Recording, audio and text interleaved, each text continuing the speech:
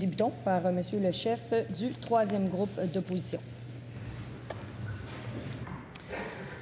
Madame la Présidente, le 15 novembre dernier sera pour toujours l'un des jours les plus tristes dans le cœur de millions de Québécoises et de Québécois.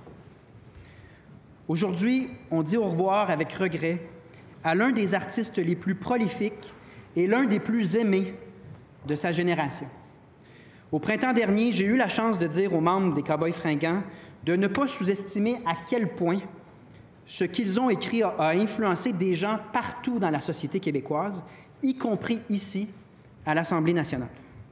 Le drapeau en berne qui flotte ce matin sur l'Assemblée nationale nous rappelle que Carl Tremblay et les Cowboys fringants auront su toucher le cœur de tous les Québécois, y compris de nos élus.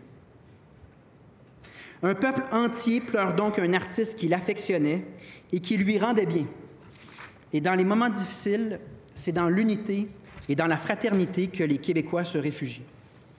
Mais c'est aussi un peuple entier qui célèbre une œuvre, qui célèbre une façon de penser, un savoir-être qui recherche sans relâche la vérité et la justice.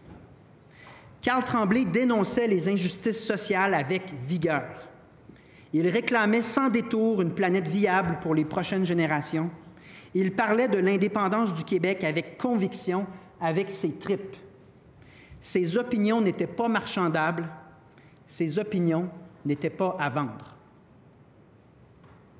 Derrière cette cohérence et parfois cette intransigeance se cachait un amour profond et sincère du Québec, et ça, personne n'en a jamais douté. Son passage sur Terre nous invite à garder l'espoir et à avoir le sens des responsabilités. Donc, le plus bel hommage qu'on pourra lui faire, c'est de mettre en œuvre ce qu'il a chanté, de garder espoir, de s'aimer les uns les autres et de travailler sans relâche pour les idéaux qu'il a portés. Occupons-nous de notre monde. Laissons une planète en meilleur état que nous l'avons reçue. Soyons fiers du Québec et soyons debout pour le défendre. Carl Tremblay a mené une vie vraie, généreuse, remplie d'amour. Il a donné jusqu'à la fin. Il a mené sa vie comme les chansons des Cowboys, en se faisant confiance, puis en restant fidèle à ses idées.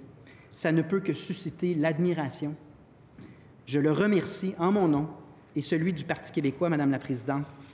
Et pour paraphraser ce qu'il a chanté à tant de Québécoises et de Québécois, c'est sûr qu'il vole quelque part où le ciel est bleu.